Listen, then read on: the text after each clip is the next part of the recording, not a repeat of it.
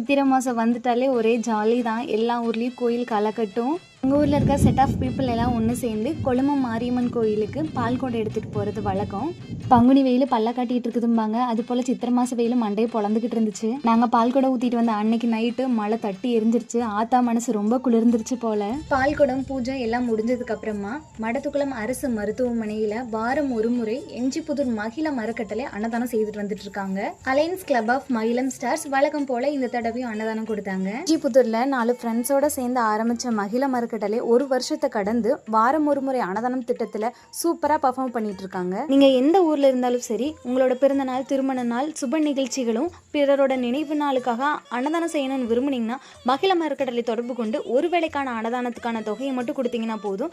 அவங்க உங்க பேரை சொல்லி பலருக்கு அன்னதானம் செய்வாங்க. ஒன்ஸ் மகிழா மரக்கட்டளை இன்ஸ்டாகிராம் பேஜை ஓபன் பண்ணி பாருங்க, உங்களுக்கே புரியும். And then by from Renu. Next வீடியோல பார்க்கலாம். தேங்க்ஸ் ஃபார் வாட்சிங். பை.